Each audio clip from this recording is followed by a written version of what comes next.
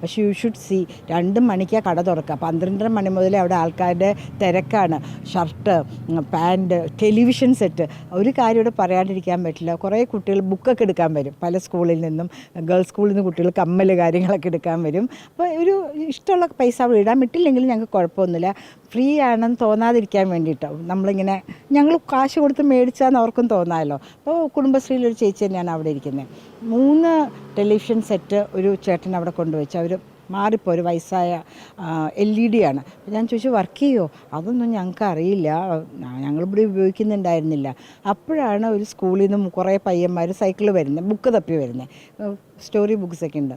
അപ്പോൾ ആ കുട്ടി ചോദിച്ചത് വർക്ക് ചെയ്യും. എനിക്കറിയില്ല, ഇപ്പോൾ കൊണ്ടുവച്ചതാണ്. പിന്നെ എത്രയാണ് വില? എനിക്ക് ഇഷ്ടമുള്ള 10 രൂപ ഇട്ടാൽ മതിയോ? 10 രൂപ ഇട്ട് അവൻ എവിടേക്കോ ഓടി നിന്ന് പിള്ളേരിൽ നിന്നൊക്കെ മേടിച്ച് 10 രൂപ ഇട്ടിട്ട് കൊണ്ടുപോയി.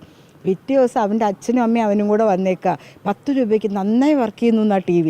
10 രൂപയ്ക്ക് കിട്ടിയതാണെന്ന് അവൻ പറയുന്നുണ്ട്. ഞങ്ങൾ പാവപ്പെട്ടവരാണെങ്കിലും പോലീസ് ഇതുവരെ കയറിയിട്ടില്ല, അതുകൊണ്ട് സത്യമാണോ എന്ന് അറിയാൻ വേണ്ടി വന്നതാണ്. ഞങ്ങൾ സത്യമാണ്.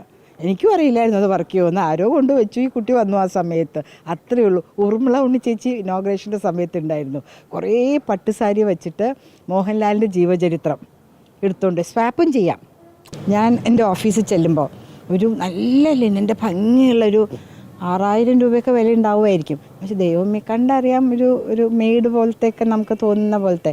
ദൈവം എനിക്കിത് പോലും അഫോർഡ് ചെയ്യില്ല. 8000 രൂപ എൻ്റെ ഓണറേറിയം കേട്ടോ, കൗൺസിലർ എന്ന നിലയ്ക്ക്. എന്ത് നല്ല ഡ്രസ്സായിട്ടിരിക്കണേ. അപ്പോൾ അത് ആ കുട്ടി പറയായിരുന്നു, മാഡം എൻ്റെ ഒരു ഫോട്ടോ എടുക്കണം, മാഡത്തിൻ്റെ ഫേസ്ബുക്കിലും ഗ്രൂപ്പിലൊക്കെ ഇടണം. ഈ തന്ന ചേച്ചി ഞാൻ ചിരിച്ചോണ്ട് ഈ ഡ്രസ്സ് ഇട്ട് നിൽക്കണ കാണട്ടെ.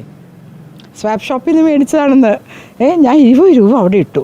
എനിക്കിതൊന്നും അഫോർഡ് ചെയ്യില്ല. ഞാൻ ചിരിച്ചുകൊണ്ട് നിൽക്കുന്ന മുഖം ആ ചേച്ചി കാണണം. മാഡത്തിൻ്റെ ഫേസ്ബുക്കിലും യൂട്യൂബിലും എല്ലായിടത്തും ഇടണം. അപ്പം അങ്ങനെയൊക്കെയുള്ള കുറേ കാര്യങ്ങൾ ഞങ്ങൾക്ക് ചെയ്യാൻ പറ്റും.